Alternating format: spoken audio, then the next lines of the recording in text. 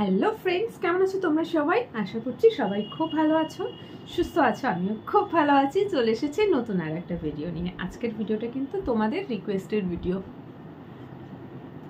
অনেক দিন পর আজ একটা শাড়ি ড্র্যাপিং ব্লগ বানাবো। সো ভাবলাম যে চলো, আজ তো সানডে, আজ একটা সুন্দর ভালো ভিডিও বানানো যাক তোমাদের পছন্দের মতন শাড়ি ড্র্যাপিং। তো শাড়ি ড্র্যাপিং ব্লগ তো করবো, বাট কি শাড়ি পরবো বুঝতেই পারছিলাম না।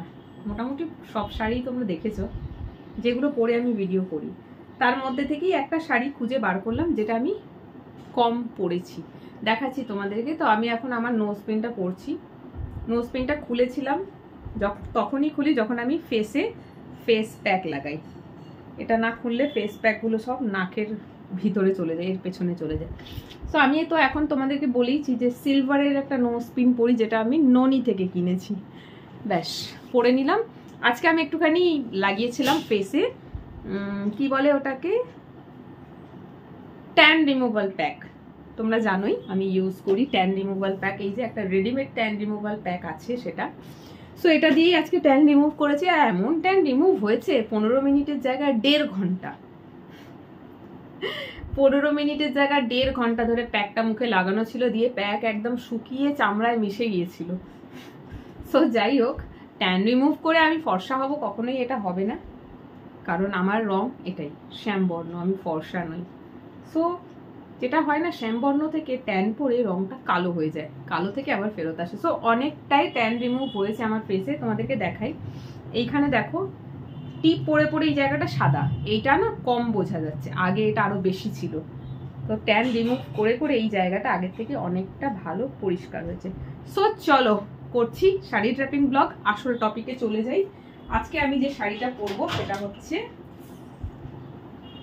This one. দেখো কি সুন্দর শাড়িটা একদম নতুন, ফ্লিপকার্ট থেকে কিনেছিলাম। মনে হয় এটা 2 বছর হয়ে গেছে। এর ব্লাউজ পিসও বানানো হয়নি, ব্লাউজ পিস কেটে রাখা রয়েছে। শাড়িটা তোমাদেরকে দেখাই, খুব সুন্দর একটা শাড়ি। সস্তায় দেখলেই কিনে নিয়ে, এটা 2 বছর হয়ে গেছে কেনা। So this is the sari. পুরো শাড়িটাই এরকম যাচ্ছে, আর পুরো শাড়িতে না এরকম করে বর্ডার যাচ্ছে। সো চলো শাড়িটা পরি আর কি, আর বেশি দেরি না করে। ভাবলাম আজকে একটা অন্য রকম শাড়ি পরা যাক, আর এর সাথে ব্লাউজ কি সিলেক্ট করব, এটাই সিলেক্ট করলাম। এর ব্লাউজ তো পরাই হয়নি। তো চলো শুরু করছি পরা।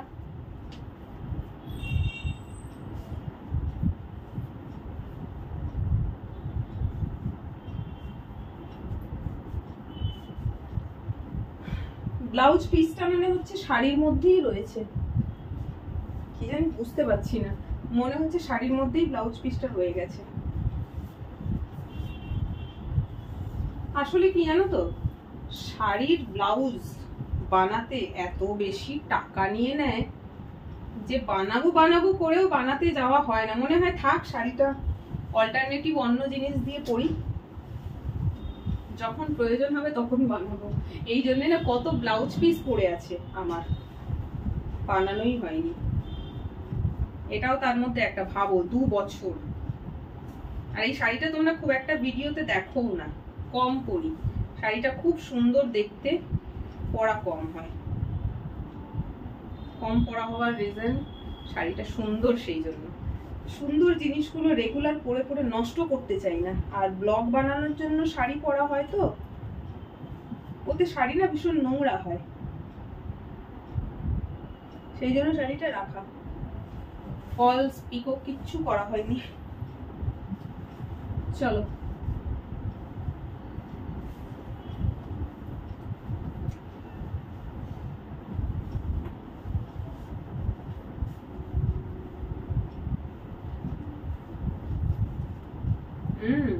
খারাপ লাগছে না।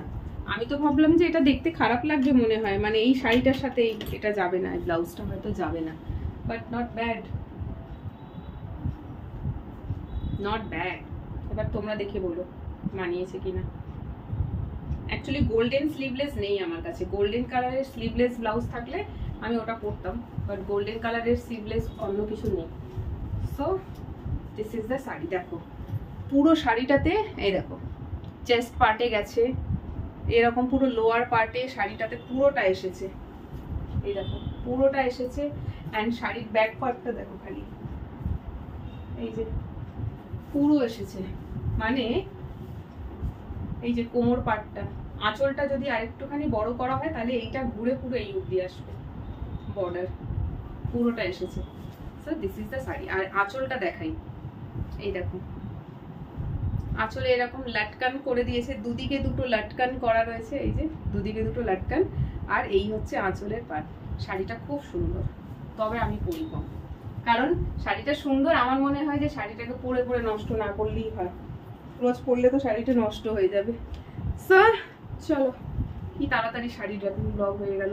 চুল পুরো ভিজে আছে, কারণ একটু আগেই স্নান করে বেরিয়েছি, আর স্নান করে বেরিয়েছি মিন্স হেয়ার ওয়াশ কিন্তু আমি করিনি, ঠিক আছে, শুধু জাস্ট ফেস প্যাকটা লাগিয়েছিলাম, তো ভালো করে ফেসটাকে স্ক্রাব করে ধুতে গিয়ে চুলটা ভিজে গেছে। শাওয়ারে চান করলে চুল ভিজে যায় সামনের, আর তারপরে একটু ঘাম হয়েছে কারণ আজকে ঘর ভালো করে পরিষ্কার করছিলাম, সব মিলিয়ে আর কি। সো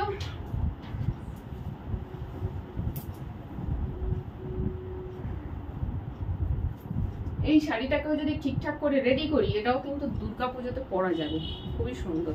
এর ব্লাউজ পিস কোথায় আছে আমাকে খুঁজে বার করতে হবে। ব্লাউজ পিস শাড়িতে নেই, শাড়িটা পরার পর বুঝতে পারছি যে এখানে ব্লাউজ পিস নেই, তাহলে শাড়িটা আরেকটু বড় হতো, বড় হয়নি, একদম ঠিকঠাকই আছে, তার মানে ব্লাউজ পিস আমি কেটে রেখেছি, দেখতে হবে। এখানে মনে হচ্ছে গোল্ডেন, হ্যাঁ গোল্ডেন কালারের ব্লাউজ কিনবো। সো পরে নিলাম তোমাদের requested blog, sari draping blog.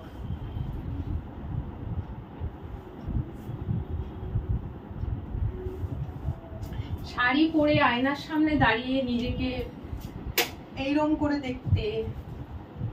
করে দেখতে কি যে ভালো লাগে আমাদের মেয়েদের। সেই জন্য যে বাড়িতে লেডিস আছে, যে কোনো এজের লেডিস হোক না কেন, লম্বা মিরর থাকা খুব দরকার। আমার ঘরে কোনোদিনই মিরর ছিল না, আমি আগে যে বাড়িতে থাকতাম ওখানে আলমারিতে মিরর ছিল না, এখানে আলমারিটা যখন কিনেছি ওই জন্য মিরর দেখে কিনেছি, তাতেও পোষাচ্ছে না। আমার একটা খুব শখ আছে লম্বা এরকম গোল টাইপের মিরর, যেটা ফ্লোরে স্ট্যান্ড করা থাকবে। অনেককেই তোমরা দেখেছো হয়তো, অনেকে ভিডিও বানায় এরকম মিরর রেখে। আমার একটা খুব শখ আছে ওরকম মিরর কিনবো, যার সামনে দাঁড়িয়ে শাড়ি ড্রেপিং ব্লগ করব, রিলস করব, বাট আমার ঘরে জায়গা নেই। এই আরেকটা যদি রুম হতো আমার, তাহলে ওই রুমের এরকম কর্নার সাইডে আমি ওই মিররটা রাখলাম। ওটা কিন্তু শুধু মিরর, না ড্রেসিং টেবিল না আলমারি, শুধু মিরর, যেটা দেওয়ালে মানে ওয়ালের, সরি ভুল বলছি, মানে ফ্লোরে থাকবে, ওটা স্ট্যান্ড থাকবে, স্ট্যান্ড করে ওটা দাঁড়ানো থাকবে, যার সামনে দাঁড়িয়ে শাড়ি পরা যাবে।